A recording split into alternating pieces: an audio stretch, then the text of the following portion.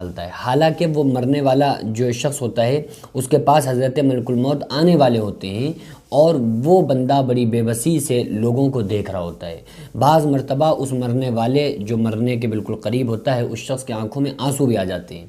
اور وہ لوگوں کو بڑی بے بسی کے ساتھ دیکھ رہا ہوتا ہے، اور اس کو اپنی پوری ہسٹری بیک کی سب سمجھ میں آ رہی ہوتی ہے کہ ہم نے کیا کیا اور آج ہمارے ساتھ کیا ہو رہا ہے، آج ہم اس دنیا کو چھوڑ کے جانے والے ہیں۔ اور وہ یہ کوشش کرتا ہے، گویا کہ ایسا لگتا ہے کہ وہ آپ سے یہ کہہ رہا ہو، زندہ لوگوں سے جو ٹھیک ٹھاک لوگ ہوں، وہ مرنے والا جو مرنے کے قریب ہوتا ہے یہ کہہ رہا ہو کہ سب کچھ دے کے میرا ساری چیزیں دے دی جائیں اور مجھے بس چند لمحے اور دے دیے جائیں، مجھے کچھ زندگی اور دے دی جائے۔ اور حضرت ملک الموت جو آتے ہیں تو اس وقت وہ مردہ بہت زیادہ بے چینی محسوس کر رہا ہوتا ہے۔ دیکھیے، اگر مرنے والا نیک بندہ ہوتا ہے، اس کے پاس حضرت ملک الموت ہے تو بڑی اچھی خوبصورت شکل میں آتے ہیں، بڑے اچھے لباس میں آتے ہیں، بڑا اس کا اعزاز و اکرام کیا جاتا ہے، اور بڑی اچھی طریقے سے اس کو لے جایا جاتا ہے، اس کی روح کو نکالا جاتا ہے۔ آقا علیہ السلام نے فرمایا، نیک بندے کی روح کو اس طرح سے نکالا جاتا ہے جیسے گندے ہوئے آٹے میں سے بال نکال لیا جاتا ہے۔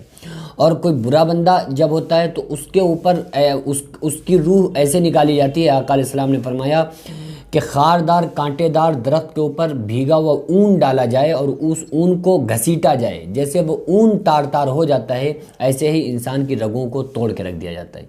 تو اگر وہ نیک بندہ ہوتا ہے تو جیسے وہ آنکھیں بند کرتا ہے، بس اسی وقت وہ ملک الموت آتے ہیں اور ایک لمحے میں اس کی روح کو قبض کر کے لے کے چلے جاتے ہیں۔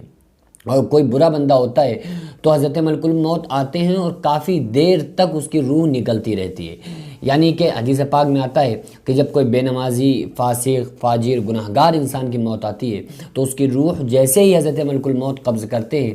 تو اعلان کیا جاتا ہے، اعلان ہوتا ہے کہ یہ فاسق ہے، فاجر ہے، گناہگار انسان ہے، تو لہٰذا اس کی روح کو اس کے پیروں میں روک دو اور مزید تکلیف کا سبب بناؤ، تو اسے اور تکلیف ہوتی ہے۔ اور زیادہ گناہ گار ہوتا ہے تو اس کے گھٹنوں میں بھی روح کو روکا جاتا ہے، پھر کمر میں بھی روکا جاتا ہے، پیٹ میں بھی روکا جاتا ہے، پھر دل میں، سینے میں روح کو روک دیا جاتا ہے، پھر منہ کے ذریعے سے اس کی روح کو باہر نکالا جاتا ہے۔ اور وہ جو شخص مرنے والا جو شخص ہوتا ہے وہ ساری چیزیں دیکھ رہا ہوتا ہے، سمجھ رہا ہوتا ہے، لیکن چونکہ وہ اتنا زیادہ محتاج ہو چکا ہوتا ہے کہ وہ بولنے کے لائق نہیں بچتا ہے، وہ زبان سے کچھ کہنا بھی چاہے تو بھی نہیں کہہ سکتا ہے۔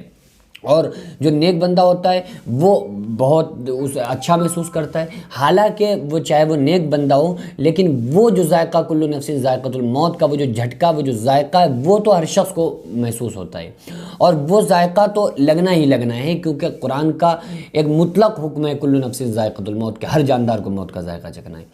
تو ہم لوگوں کو دنیا میں اچھے اعمال کی طرف آنا چاہیے، نیک کام کرنا چاہیے، تاکہ یہ پتہ نہیں کب انسان کی سانس رک جائے اور کب کون سا دن انسان کا آخری دن ہو،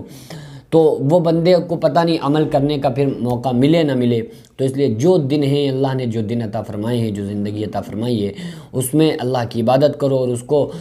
صرف اللہ کی عبادت میں اپنے آپ کو آپ مصروف رکھیں، تاکہ اللہ تبارک و تعالیٰ اس وقت میں، جس وقت ہمارا کوئی حامی و مددگار نہیں ہوگا، جس وقت بیٹا چاہ کے بھی باپ کی مدد نہیں کر سکتا ہے، باپ چاہ کے بیٹے کی ہیلپ نہیں کر سکتا ہے، اس وقت پھر اللہ تبارک و تعالیٰ ہم پہ رحم فرمائے اور جو موت کی جو سختی ہے اس سختی سے ہم سب کی حفاظت فرمائے۔ وما علینا الا البلاغ۔ السلام علیکم ورحمۃ اللہ وبرکاتہ۔